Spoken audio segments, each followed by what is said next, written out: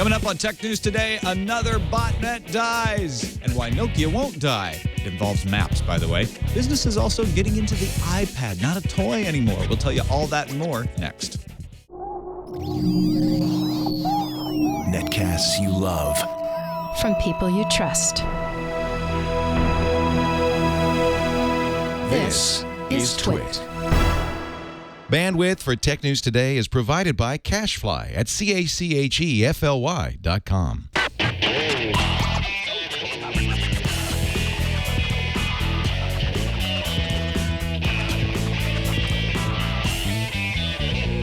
This is Tech News Today for Thursday, July 19th, 2012. Tech News Today is brought to you by the new Squarespace. Squarespace introduces a new content management system, making it faster and easier to create a high-quality website or blog. Plus, more than 50 new features, including mobile responsive designs with automatic device scaling. For a free trial and 10% off your first purchase, go to squarespace.com and use offer code TNT7. And by Carbonite Online Backup, automatic, continual, and unlimited backup for your computer files for only $59 a year. Try it free at Carbonite.com and use offer code TNT to get 2 bonus months with purchase. Welcome to Tech News Today. I'm Tom Merritt. I'm Sarah Lane. I'm Iyaz Akhtar. I'm Jason Howell. And we are going to be joined by Derek Colanduno of Skepticality in just a few minutes. But first, the top 10 stories of the day in the news feeds. Windows 8 will officially arrive on new PCs and for upgraders on October 26th. Microsoft's communications manager Brandon LeBlanc posted the release date on the official Windows team blog, confirming what Steve Sinofsky said at the Microsoft annual sales meeting. Also, Microsoft's acquisition of social network Yammer has closed. Yammer will become part of the Office division. Spam haters of the world unite! Security Yes. company FireEye and spam tracking service Spamhaus, with the help of some local ISPs, have shut down the Grum botnet, which was believed to have been sending out 18% of the world's spam email. The command and control servers were based in Panama. Operations were moved to the Ukraine, but they are chopped off at the knee, and so are 20,000 or so other computers that are still part of the botnet, but pretty much rendered useless. So, scram, spam. Nobody liked you. Get the hell out of here. Nokia reported its Q2 earnings with a $1 billion operating loss. The company shipped 600,000 handsets in North America compared to 1.5 million at the same time last year. If you're looking for a silver lining, Nokia's net cash is up $125 million thanks to licensing royalties and Microsoft money. Also, total Lumia sales were $4 million, double the previous quarter. More on Nokia after the news fuse. UK Judge Colin Burse is an odd bloke. He's the guy who mentioned in a ruling that Samsung's tablet was not as cool as Apple's. Judge Burse has now ordered Apple to publish a notice on its UK website and in British newspapers telling people that the court has ruled that Samsung didn't copy designs for the iPad. Not a shocker, Apple will appeal the ruling. Who's the largest internet market? China. Who's selling more smartphones than ever? China. In fact, whose number of web users has grown 11% year over year to reach 538 million? Mexico. Oh. China. That's according to a report from the Thought you China had it Internet that time. Network Information Center, also known as CNNIC. The country added 25 million new web users since the end of 2011. China now has 388.25 million mobile internet users, which is 39% of its over 1 billion phone owners. So it's just a lot China. of people. Yes. Was China? Yeah. Oh, I didn't see that coming. I thought it was the butler. When in doubt, China. Okay. Steve Mann, self-proclaimed father of wearable computing, made waves recently after publishing photos showing workers in a French McDonald's throwing Mann out of the store because he was wearing digital glasses. Now, McDonald's denied there was any physical altercation.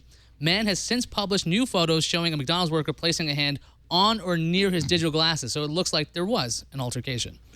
Browser choice has been dogging Microsoft since the 1990s, and it ain't over yet. According to Reuters, EU antitrust regulators will respond to complaints that Microsoft blocks rivals from installing competing web browsers in Windows 8, and the investigation will look at the restricted API access for non-default browsers, as well as charges that only Internet Explorer can run on tablets with Windows RT.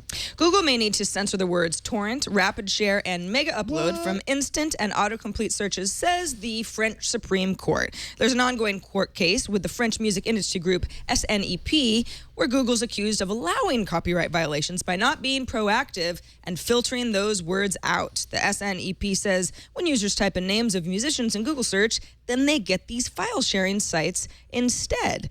Torrent Freak says Google has already started filtering piracy-related terms last year from its autocomplete feature. Why go see The Dark Knight when you could actually work for justice yourself and be involved in something that has a cat signal? Because that's hard work. An organization called the Internet Defense League will attempt to preserve the spirit of the SOPA blackout to fight future challenges to internet freedom. The collective includes the EFF, Mozilla, FARC, Reddit, and WordPress, among many others. Thursday night at midnight, the IDL plans to shine its cat logo into the sky in London, New York, San Francisco, Washington, D.C., and Ulaanbaatar, Mongolia. Find out more at internetdefenseleague.org. If you had to pick a symbol for the internet, a cat, it's pretty good, I think. Twitter won't give up user info without a fight. Twitter has announced that it is appealing the decision to force it to hand over information for Occupy Wall Street protester Malcolm Harris. In a tweet, company legal counsel Ben Lee said the request, quote, doesn't strike the right balance between the rights of users and the interests of law enforcement, end quote, adding in a separate statement that, quote, we are committed to fighting for our users. Light the cat logo, Twitter. This episode of Tech News Today is brought to you by Squarespace.com. It's now faster and easier. If you didn't think that was possible, well, it is. They made it possible. Squarespace has launched a new content management system called the new Squarespace. From a technical perspective, it's an entirely new product. Different code base. Uses HTML5, CSS3, new JavaScript foundations. It's faster, it's more flexible, and from a user perspective, it gives you and your website the best mobile experience. So there's new templates now that are mobile ready, and they automatically restructure and resize so they look professionally designed no matter what screen, whether it's a tablet or a smartphone or whatever. You're going to have a great looking website. The designs are seamlessly and transparently baked into each master template. Images are automatically versioned 7 ways to accommodate viewing. And, of course, you still get these great Squarespace deals. If you want to try these templates out, you don't have to give them a credit card. You don't have to give them any information. Just go to squarespace.com, sign up for a free account. And if you like it, use the offer code TNT7, and you'll get 10% off your first purchase on new Squarespace accounts. And annual plans get you the bigger savings. And also, when you sign up for the annual plan, you get a free domain registration with the annual plan subscriptions. Don't forget about that. That's squarespace.com. Use offer code TNT7. And we thank them for their support of Tech News Today. Joining us now to dig a little deeper into the stories, Mr. Derek Colanduno, co-host of the Skepticality podcast, the official podcast of Skeptic Magazine. Welcome, Derek. Hey, how you doing? It's good to have you along today. Thanks for joining us in the morning. How's the new morning TNT treating you? Here it's not that much of the morning. You guys are on the West Coast. I'm on the East Coast. Oh, right. Yeah. So in other words, time is different, no matter where, around the world. I just finished lunch. See, good lunchtime tech news for you. That's what I've been saying. Let's start with the botnet. Grum botnet taken down. We mentioned that in the news fuse. Atif Mushtaq of FireEye has the story, and it's kind of dramatic the way he tells it. July 16th, 3 days ago, they had got the Dutch servers, the command and control servers of the botnet taken down, which left only servers in Panama and Russia. They couldn't get the Panamanian ISP to agree, so they put the pressure on. By July 17th, the Panamanian ISP had bowed to pressure and shut down the Grum server, leaving just the Russian server. But the Grum operators brought 6 new servers online in Ukraine. And Ukraine and Russia have generally been perceived as not being as cooperative in fighting botnets as some other countries. So he signed on Carol Van Straten and Thomas Morrison from Spamhaus, Alex Kuzmin from CertGib, and an anonymous researcher that goes by Nova7 to put on the pressure. By July 18th, Ukrainian and Russian servers had been shut down. And in fact, in Russia, it wasn't the ISP. Gazinevsprojekt was the ISP. They didn't take down the botnet server. It was the upstream provider that null routed the IP address going to the ISP. So they were able to take all of the command and control servers offline. Now, infected machines are out there, but they have templates that time out. So when they try to go get new instructions, that won't work. And essentially, the botnet will fail. This is one of the 3 big botnets that Mushtaq has been saying in the past. We need to take these 3 down, and we would probably have virtually spam-free inboxes. The other 2 are Lethic and Cutwhale. I have a question. Yeah. Well, I keep hearing this. Like, it seems like every 2 or 3 years, some giant spam bot goes down, and people say, it's been 20% or 30%. If all these percentages actually add up, it'd be over 100% by now, and now I have it under 30%. So I don't believe it. Yeah, no, I see what you're saying. I mean, we haven't gotten rid of spam, but have you noticed less spam showing up in your accounts? I don't know. Do we? I mean, is somebody going? Are any of us going to our spam folder on a regular basis and saying, 1,000 messages in the past week? It's down from 1,500. I don't even notice for the most part. Yeah, I think spam is not even one of the default options on the left pane of my email client. So it's kind of like, okay, I don't even bother to look at it. I guess I haven't seen a whole lot get into my actual inbox because of all the filters. So I mean, I guess the filters have gotten really good, and it's just the idea that if these email services weren't wasting time on worrying about spam, what else could happen with email? Could it be better in general? Because it's kind of a mess still. It'd be kind of nice if their resources could be shifted towards something, I don't know, like prioritization of email, better than Gmail does right now. Fewer false positives. Every once in a while, I'll go look in my spam box because someone will have said, I sent you this, and I don't see it, and so I have to check. That does happen every so often. And I whitelist particular emails coming from services that I sign up, make sure that they don't get into the spam filter. So that would be better. You would be able to trust that your email is coming from people who you want to get email from. As far as what Derek's saying, 20%, yeah, okay, so they cut out 20%, but then the other services start to move in and increase the amount of spam that they sell because there are people out there still hiring botnets to send their spam. For that, and how much of the bandwidth of the internet is being taken up by spam?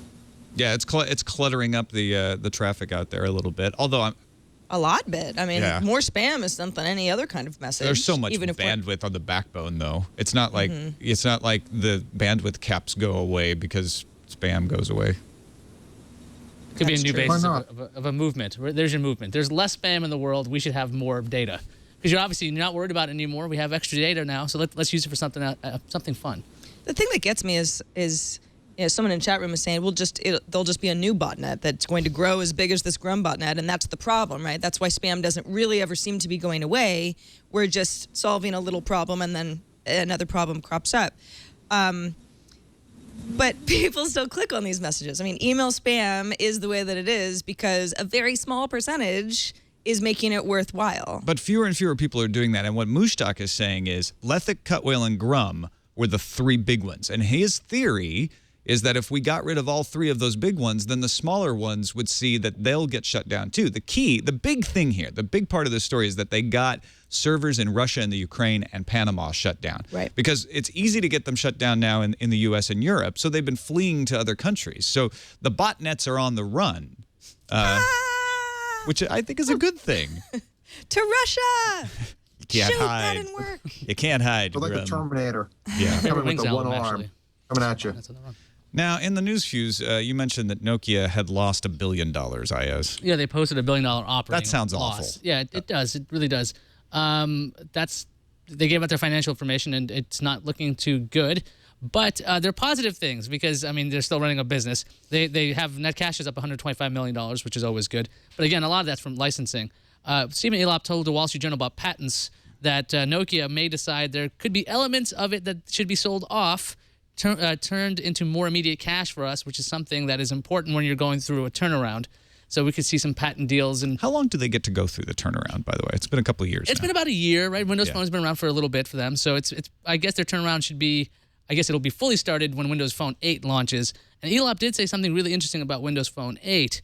He's talking about, as you see the next wave and the wave after that of Lumia products, you'll see an increase in differentiations. And then he also blamed the lack of time for why their Windows Phone was not as customized, even though they had the ability to change it. So you might start seeing Nokia have a slightly different version of Windows Phone 8. This had been rumored for a little bit that Microsoft was going to allow the manufacturers to change Windows Phone a little bit, kind of like Android is open to that kind of thing. Do you think that's going to give Nokia? Nokia's done this. They've put their own apps on there. They've made some modifications, and it was announced when they announced Windows Phone 8 at the developers conference a couple of tweaks that Nokia would make. So they're going to do that. I'm not sure that is the thing that makes Windows Phone work. So that's the other thing, though. Like Windows Phone, Microsoft's been pushing this one interface, all tiles, and there's been this rumored image of Nokia's. It was a while ago that Nokia had this total redesign of Windows Phone. They were going to have this totally different, no tiles. It was going to be a very different look. Is that something you think the consumers would like, Sarah? Do you think that's like, okay, if Windows Phone, maybe it's the tiles. Is that something that's putting off people off a Windows Phone? Or is No, I something think people more than love that? the tiles. That's the thing. Well, I don't want to say that's what I like most about Windows Phone because it's just a design element, but I think that's something that's been regarded positively almost across the board. I don't know that differentiation is really the issue here. I think it's that, like Tom said, this whole Nokia, well, we're shifting. Elap's got some new visions. We're going to try some new stuff. Let's do a partnership with Microsoft. This is not like yesterday now. I mean, we're getting to the point where they've got to put up or shut up. Well, they might be doing another turnaround or at least a pivot or whatever you want to call this, because Elap also said he wants Nokia to become the where company. Now, Facebook is the who, Google is the what, and Nokia would become the where. So how is the where? Because right now they're the why company. They're the why. So how is where going to happen? Elap wants Nokia to be the go-to for location-based services, whether it's drive, transport, or anything else that looks about your location. And they own NavTech, and they've purchased a lot of navigation information, and they've been on the cutting edge of that, actually ahead of the curve when it comes to having their own mapping systems, something that Apple's catching up with and Google's had for a bit. But Nokia, they'd bought NavTech a long time ago. So are you going to think Nokia where? As from now on, is this the first thing you want? Well, and they're in competition with Microsoft with Bing Maps. Bing just announced terabytes of new data into the Bing Maps. Yep. You would think Microsoft would be pushing for that, although they are using some of Nokia's data in the Bing Maps, so maybe they don't care. I think where is a really tough one to own for any company. I mean, you can say, sure, Facebook is the who network because it's all about people. But they also have a lot of location services built in. I mean, people use Facebook in mobile situations. I mean, to say Nokia wants to be the where company is, good luck. It's just a weird tagline, though. Why would you want to be the where company? I mean, who and what's great, but where? I mean, isn't that a GPS kind of thing, a location services thing? Derek, what do you think of Nokia's idea to become the where company? Well, my biggest thing when I saw this was, what are they even talking about, really? It just doesn't make it. This reminds me of the Windows Vista advertising that Microsoft did in a way. This big splash, but I don't think anybody gets it. Well, at least they didn't rebrand themselves as the premier digital media company. They don't say that yet. They might.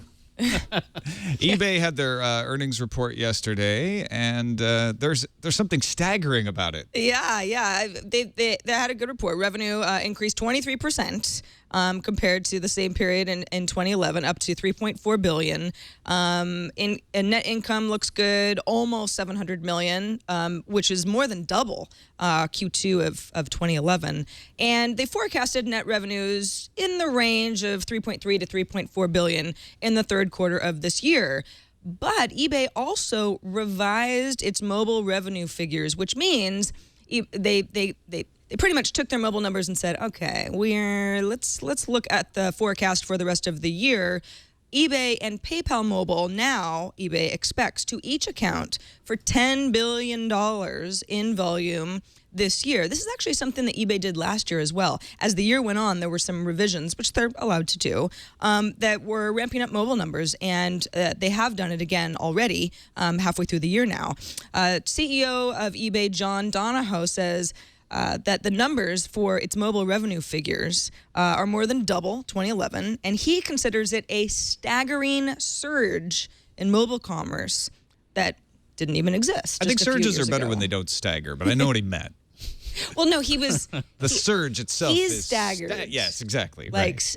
I'm dumbfounded by this surge in mobile users. It wasn't a staggered out surge. In January, eBay said that mobile shopping, so either mobile shopping through apps or the browser or phone or tablet, would hit $8 billion in mobile gross merchandise volume this year, 2012. And PayPal was expected to hit another $7 billion in mobile total payment volume. So there's an earnings call. Some analysts were saying, all right, well, listen, eBay's been around a long time. I mean, eBay is definitely one of the .com era. Yeah, right? I mean, it's one of the few companies that has weathered the storm, still doing well. Revenues are up, but is the whole mobile shift, which is clearly happening all over the place, is that actually going to be an issue for eBay's core business if the shift continues? Donahoe says, no, I think it just makes eBay easy to use everywhere. He did say, though, that he doesn't think this just applies across the board. He says a company like Amazon or a company like eBay is the kind of company that's a marketplace for so many things, so that you think, oh, I'm on the go. Oh, I might need to check my whatever. I want to buy something, or I want to check on one of my eBay auctions. But that doesn't necessarily work for a Nordstrom. I mean, how often are you using something like that in a mobile sense? Not as often. So it's not necessarily the way that e-commerce is going, but it's something that eBay has managed to keep a hold of. I use Amazon to shop on mobile. Me but too. I don't generally do it when I'm out away. It's usually just because I happen to be sitting on the couch with the tablet. Well, I don't think Amazon really cares where you are. I'm just saying it's not like, the use case is I'm out and about, I'm on the go, and I decide to buy something. Although that has happened. I mean, I know I've used Amazon's like scanner app, and a lot of these applications nowadays have the scanner app. So when you're in a store and you're like, what if I get this book at a better deal somewhere else, or I wonder if I can get this whatever you're going to get, because Amazon sells everything and you can get anything online anyway. You look for that price comparison, and then sometimes you do that bizarre like search. Oh, did somebody else suggested that? Oh, I might get that, and you end up in this little rabbit hole of buying other things while you just started that way. So I mean, as the networks have gotten better and better, and people have actually started to trust online shopping. I remember way back when it's like, I'm not giving my credit card to the internet. Now people are willing to do that on their phones. If that continues, it's a lot easier to part with your money when you're in a store with your phone, instead of going, oh, do I want to wait in that line over there? Do I need this right now? Do I need this other thing? Or to make sure that you're getting the lowest price. Definitely. You're out and about. You think, well, let me just search for this set of speakers on Amazon. Just make sure that I'm at least in the ballpark. That happens all the time. I wonder when it's going to come down to where stores have a policy of you not using your phone with the scanner and things, because I always wondered that. I mean, when I've been in the store and we've done that, me and my wife, I always wonder when they're going to tell me not to do this anymore. I've heard some anecdotal stories before of people being asked to leave a store because they were scanning. The anecdotal stories I've heard is if you show them the other price, that a lot of these stores will just match. Because they're like, look, we would rather That's you the be our better way to go customer about it. a customer than go get out, go spend some money. That's the better way to do it. That's how you keep a customer. But Yeah. I've seen stranger things. Yeah, believe me. Let's take a quick break and thank our sponsor of today's show, Carbonite Online Backup. Ask yourself this question: are your computer files backed up right now in more than one place? If you can't answer yes, then you might want to listen up. Carbonite backs up your files automatically and continually and keeps them safely off-site, away from computer crashes, away from viruses. And you should be doing a local backup on like network-attached storage, but those are susceptible to fire and theft. You want to have it in a couple of different places. You want that redundancy to be really protected. You need online backup, and Carbonite gives you that. Your files are automatically and continually backed up, stored safely off-site, and if you have a computer disaster, it's easy to restore your files. Plus, you can access your backed up files privately on any computer, on your smartphone, or on your iPad with a free app. Carbonite's unlimited backup for your PC or Mac is $59 a year. Try it for free, though. You don't have to pay a cent. Go to Carbonite.com, enter the offer code TNT. You'll get 2 bonus months free if you decide to buy with that offer code TNT. So try it out. Be sure to sign up for the free trial from the homepage, and you'll get the 2 months free if you decide to keep it. You don't have to use a credit card for the free trial. That's the best part. That's Carbonite.com. Offer code TNT, and we thank them for their support of Tech News Today. On to Google and that court order to censor words like torrent, rapid share, and mega upload. This is the French Supreme Court ruling that Google should censor those words from its instant and autocomplete searches. So not from search results, but only when you're typing ahead. This backs up the Court of Appeals, which ruled against this, and it sends the ruling back to the Court of Appeal for a final ruling on how this will all work. The case was brought in early 2010 by SNEP, that's a French music industry group, accusing Google of allowing copyright violations by not filtering certain words when an artist name is mentioned. So if I type "They Might Be Giants," it might automatically suggest torrent because the algorithm says, hey, a lot of people search for that. Mm-hmm. And the music industry group is saying you shouldn't allow that. Here's the thing. Google doesn't allow that. They've already started filtering piracy-related terms last year. We talked about it on Tech News Today from the autocomplete feature. And while users worldwide will still see torrent and mega upload in the results, they don't see it in the type ahead. And I've tried this out. If you type the full word TORRENT, it will say torrent ISOs, torrent sites. It's a limited number of suggestions, but it won't predict it. If you're typing TOR, it won't finish torrent for you. Now, in May, Google won a YouTube copyright case in which the court ruled that Google was not liable for filtering out pirated content on YouTube. And the French court here is saying, no, you don't have to filter out the search results per se. It's just the type ahead that we don't want you to do. Google's fighting this on principle. Should they still be fighting this when they already gave in? Derek, what's your opinion on this?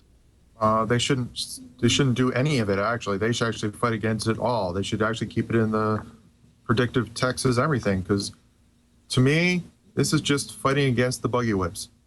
They just have to like change their business model and stop fighting against the progress, because it's getting a little insane. And I think it's hard to, where do you draw the line when it comes to censorship? If you let this to happen, how often, what's going to be next? I just say, just deal with it. Change your business model. Make it more attractive not to buy it on torrent or download it that way.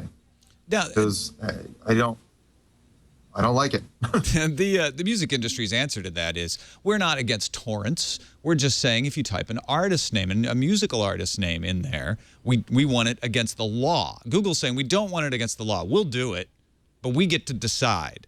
And if the winds of change move to where Derek wants them to go, and torrents become an acceptable social thing, and the music industry changes their business model, Google wants the right to go back to allowing torrent whenever they want without having to get the law changed. Well, they already have been. It already has. Because what we're using right now, Skype, that works on a torrent. Right. But the climate of discussion is not such that everyone agrees that torrent is all right. Google, all I'm saying is Google wants the right to decide when that happens. They don't want the law telling them when that happens. Now, one example that I think kind of bolsters Derek's point here is Nine Inch Nails back in 2008 distributed their album on torrent on purpose. If Google's predictive text were working then, typing in Nine Inch Nails torrent would not have auto-completed. It wouldn't have brought up an instant search, even though that is not only legitimate, but it's what the band wanted. Yeah, it would put money. Well, it depends on how much they're charging, but it's money and recognition and attention, and back to the band specifically, which is something that the band wants, but not music industry people. I mean, the problem that I have with this is the music industry folks are saying, Google, if you type in Katy Perry, then somebody might end up going to a torrent site, because that was one of the things that was suggested, and we would prefer it's this YouTube video from our own account. It's kind of like it's the first step in then. I mean, are we going to get to the point where the music industry is saying, here's actually the suggested link that we would like to come up? That's what scares me about all of this. Is I get the point that this is all about copyrighted music that's being shared on illegal sites. But it's more of like the action to say, yes, I choose to go to this illegal site and I know what I'm doing. That's the problem. It's not that Google's saying, here's our algorithm and we're trying to make it easier for you to search for what we think you're searching for. I mean, there's The problem is that society is searching for torrents related to music artists, and the music industry doesn't want them to do that. It's not that Google is pushing me to do something bad. Exactly. Well, the argument can be what I think what Sarah's saying is kind of valid. They're basically trying to get legal SEO for themselves. I think the argument is more like about inducement. Let's say I never heard of torrents before. I'm looking up, I don't know, like tornado, and one of the first things that show up is torrent. Maybe I'm going to start looking this up and fall into that and go, oh, look, maybe I've never seen this before. I guess, I mean, it's really a kind of a stretch when it comes to inducement, when it comes to copyright infringement. But this is France. France isn't exactly like super liberal when it comes to the copyright laws. Aren't they the ones who, they have Hadopi, right? They're the ones who, like, you have three strikes, you have no internet or whatever variant is around right now. I think, Google wants to basically control what they get to put up there. And if they're not stopping you from typing torrent, it's not like it starts deleting it. I mean, I guess the autocomplete one is kind of like, okay, instant search is something Google is, and it likes doing that, but it's not stopping you from completing your search if you are actually looking for it. It's the principle of the thing, right? Oh, yeah, definitely. It's like, well, I'm gonna give you fewer features because you're looking for Nine Inch Nails torrent, even though you're not doing anything wrong. And what happened? France, the one who gave us the Statue of Liberty. What's going on? Yeah, Something changed. You changed, France. Maybe it was. No, I'm not going to say that. Spartacus in chat says, "What if I'm searching for a torrent of rain? Exactly. I want to find that torrent." A torrent of chocolate rain? Yeah, that's definitely on the. Oh, You wait have a to minute. keep typing. That means they were in a time machine from 1998 Yeah. or All right. what 2000. I mean, no, 2008. I'm sorry. Let's talk about a couple of proximity-based social apps. Yes. To coin a phrase. Yes, exactly. That's what my notes say. Because I was like, what? There's two apps floating around. No, I was I getting think that's accurate. a lot of buzz. There's Viclone. It's an iOS social video app. And you're like, great, a social video app. Like, how many of these things Like are there? Cyclone, but with video. Yes, Got it. Viclone. But the idea is, let's say we're all in the same area. We all want to shoot like a concert. Although that's probably going to run to all kinds of copyright We're issues. shooting Jonathan Colton's concert where Let's he just- invites you and gives you approval How about this? to shoot his concert. That, or maybe the guests at TWiT. They want to like record all at the same time. I don't know if they've agreed to that. Have you agreed? Well, if they wanted to record us, what would happen is this application actually finds out who's near you, and you'll be able to get their video if they share their video with you. So it'll constantly remix the videos to show different viewpoints. So it's basically multicam shooting, but social.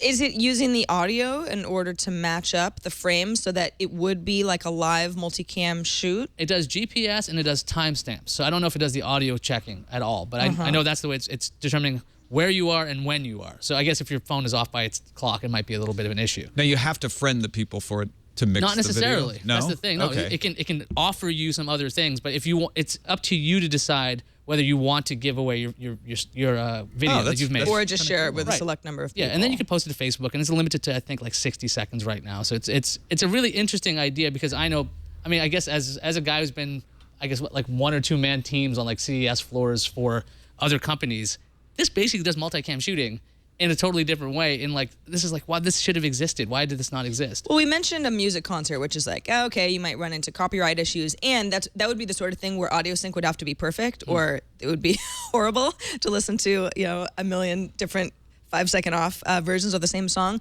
But think about something like a protest or some sort of public event where different angles of an incident or a crowd or some sort of a message, something that's really visual. This would be awesome. Obviously, a lot of people would have to be using it in order for it to be awesome. But in theory, it could be a really good tool. And how good's the algorithm? It's picking the shots, right? I have to test it more. But the thing, I'm curious about that. I guess as a parent, I'm thinking all of those parents that have their smartphones up for that stupid little school play.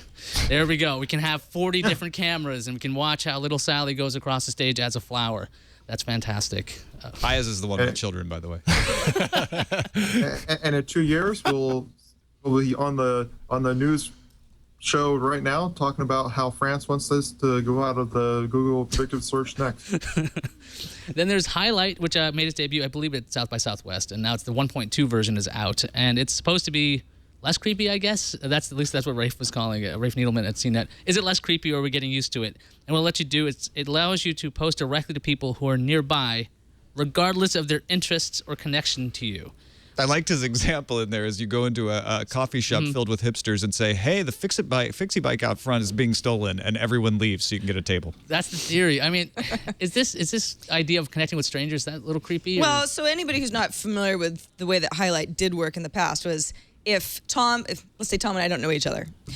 Tom's in a cafe. I walk into the cafe. We both have Highlight, and we have a similar interest. It's something that we have a friend in common on Facebook, for example, or Both big fans of the Avengers. right. Hey, yes. I mean, but bigger fans of The Dark Knight Rises, obviously. Summer movie draft, if anyone doesn't know what we're talking about. But so it was the sort of thing that you'd have to have something in common. Then I could say, oh, this guy's here physically, walk up to you and say, hi, I'm Sarah. It looks like we've got something to talk about. Now, that's where the creepy aspect could come in, because it's like, in theory, we do have something to talk about, but does Tom really want the stranger coming up to him? But you because control of whether this they app? see it or not. Sure. Yeah. I mean, but that's also, it's like, don't use the app if you don't like the idea of that happening. I think the Highlight 1.2, if I'm understanding correctly, Iyaz, is a little bit more of if you are in the same area as other people, you don't necessarily need to have that icebreaker type thing. You can go ahead and have a conversation and kind of see what sticks. Right, you can like Rafe was saying, you could post it. Okay, so we're at TNT set. It's like, there's coffee nearby. I could yell that in Highlight, and everybody could see it. even if nobody, like, I can obviously say it, I guess, if you know Yeah. everybody, but it's more about the connection with strangers. And one of the founders of the app, he was saying, in the future, we'll be saying, I can't believe I used to walk around blind. Theoretically, the idea that we don't talk to each other, we're used to living with strangers and just kind of walking past them and not going, maybe I know that guy. Maybe I should talk to them. But I don't know. I grew up in New York, so it's not exactly something you do often. You just go up to strangers and go, hey, how's it going? They usually won't. They're like, why are you looking me in the eye? Don't look me in the eye. Yeah, I you think- know who to look in the eye with this. I think Highlight's bigger problem, and I hope that this new version, I haven't tried it out, fixes it, is battery drain. And that was the problem at South by Southwest. People said, Highlight would be a great idea if I didn't need my battery, which I do. You're right. You know, It it's all like- comes down to the practicalities. Yeah, of this because stuff. it's running and you know, kind of geolocating you because it's trying to figure out who might be nearby. So that was my big issue with it. Let's finish off with a discussion of getting iPad down to business. Yeah. iPad's not for kids anymore. No. You know those people who say iPad is nothing but a consumption device? I've said that. iPad's a toy. And then the iPad fans get really For the mad at me. entire first year of iPad Today, Leo said, even though you can kind of do stuff, it's really just a consumption device. And I'd say, what are you talking about? We're making things. The consumer I've used my iPad for business since the first day I got it, and I got it like the week after it came out. So, Well, Derek, you are not alone. The Consumer Intelligence Research Partners, or CIRP, surveyed more than 1,000 consumers who bought iPads between December 2011 through April 2012. So that includes new iPad. 21% of those who bought the new iPad say that they're likely to use the device for business, which is 8% more than those who said that they also plan to use it for business across all iPad models. So there's something about the new iPad that makes people want to use it for business more. Now, you can theorize that maybe the Retina display makes it seem like, I don't know, it's less of a toy and more of something that you might be working on documents for longer periods of time, reading more. It makes more sense. The LTE might factor into Yeah, it. That, I could see that. Especially the tethering on Verizon. Right, and in certain markets, that makes it a much more truly mobile device that's actually quick enough to use instead of a hotspot or something, you know, on your laptop.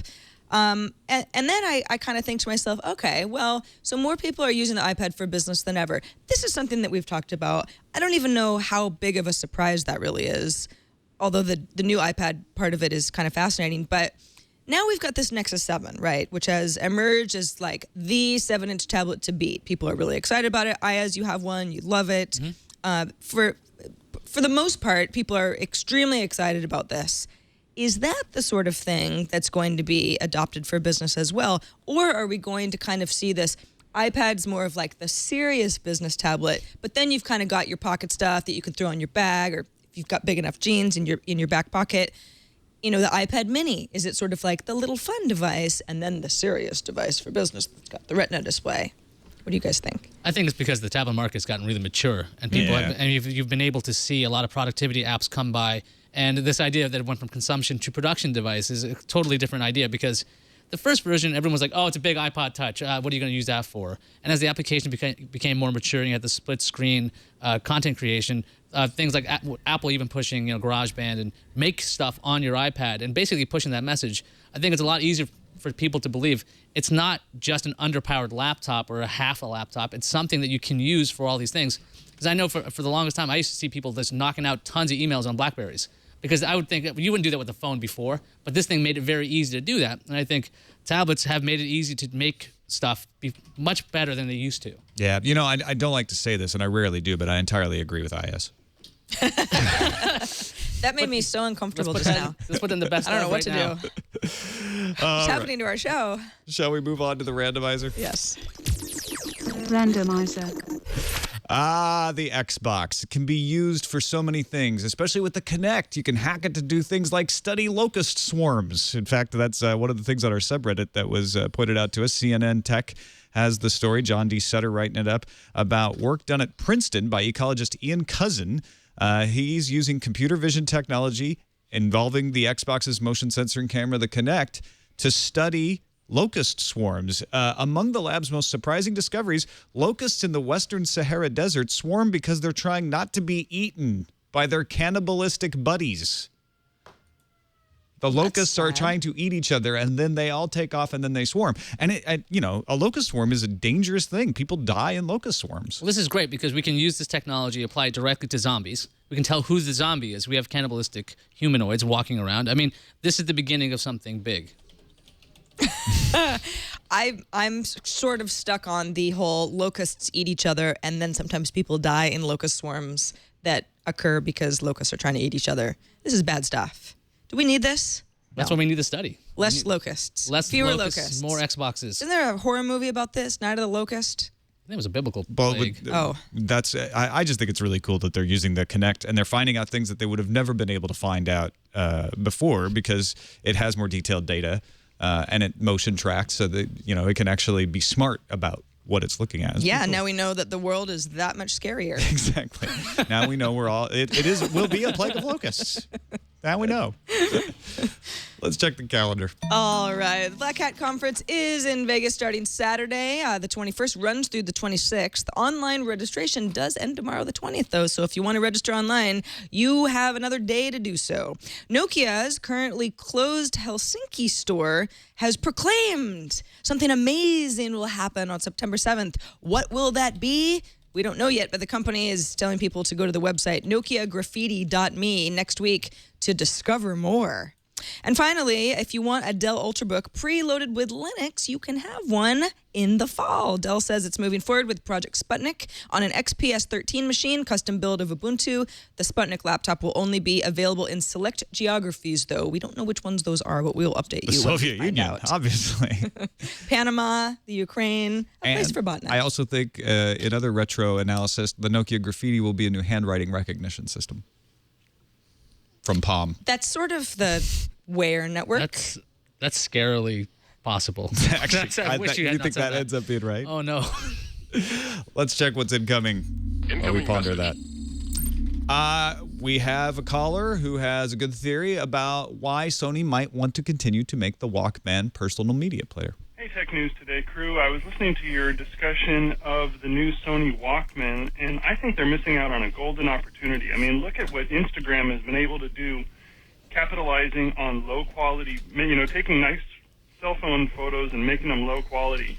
What if the Walkman could make your music sound like a copy of your friend's LP? I think hipsters would go bananas for it. So I'm really looking forward to seeing that. All right, thanks. So instead of the 70s photo filter, you have the cassette copy hiss filter. Is that hipster enough? I always get bristly when people say Instagram takes your photos and makes them crappier. No, it doesn't. No, it doesn't. It's just a joke. It actually... It makes them cool. I like it. It makes them different. That's all it is. Actually, it hides really crappy cameras. Like I have my iPod Touch, and you can filter it. It looks great now. But, I mean, can you market to hipsters at all? I mean, isn't that the point? They don't buy what you market to them? Do we even really know what we're talking about when we say hipster? I feel like this is a fun term to throw around. The hipsters. I just think of Veronica with the Belmont. fixie bikes. Oh, I'm kidding. I'm kidding. She's on vacation. The problem is that we all talk about them, but nobody wants to be called one. I'm not a hipster. I know, exactly. And that's why I immediately why? have to apologize for calling someone a hipster. Exactly. Derek, do you have a definition of hipster? I've never been called one, so maybe not. I don't know. People with really old-fashioned glasses and they wear curly retro clothes mustaches at the consignment store, maybe. Well, sounds like Veronica. Skinny jeans and a poncho. With a beard. And the beard. A beard? I've seen Veronica. She didn't have a beard. Not lately. Oh, you haven't seen her lately, yeah. Things have changed. All right, we have another caller, actually, with a comment about Valve and their new Linux stuff. Hey, TNT crew. I was just listening to your discussion of the Source engine being ported to Linux, and I'm not too familiar with the GPL, but I was wondering, doesn't the GPL require all software developed under a platform like Linux to be open source? So does that mean we'll be seeing the Source engine code soon, or am I just not understanding the GPL properly?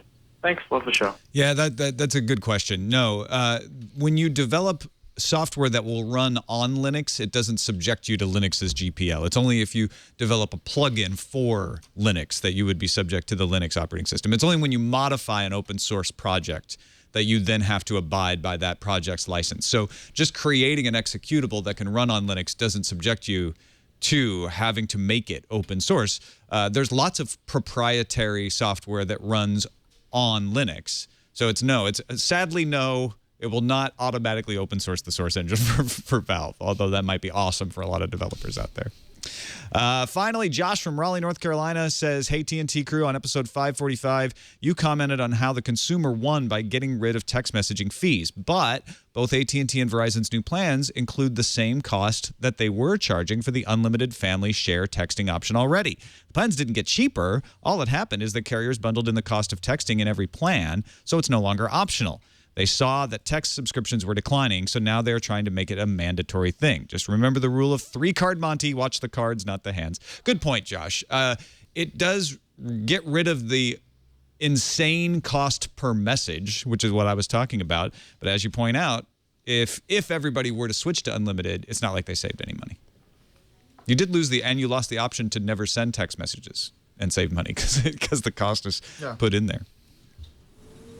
All right, that's it for this episode of Tech News Today. Thanks, everybody, for watching or listening. And thanks, everybody, for submitting stories in our subreddit at technewstoday.reddit.com. It's a place to go to let us know what stories you'd like us to talk about on the show. And you can vote things up or down or submit stories. The moderators do a great job in there, and we look at it every day to figure out our lineup. Derek Colanduno, thank you so much for taking the time to join us today. Let folks know about Skepticality and where they can find that. Well, right there at the bottom third, skepticality.com. Just got back from the amazing meeting just past weekend. It's a big skeptics conference. So if anyone was there, they might have seen me there.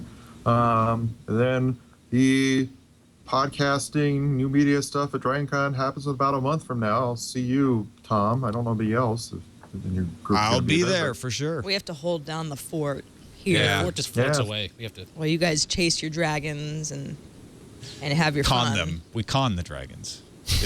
Giving us an amazing conference. Yeah. Because you and Brian will be there. Yeah, and Veronica will be there. Yes. All right. Exactly. Thanks, everybody, for watching or listening. You can find us on the web at twit.tv/TNT. You can email us, tnt@twit.tv. Give us a call. Leave us a voicemail, 260-TNT-SHOW. Darren Kitchen will be back with us for another Friday tomorrow. We'll see you then.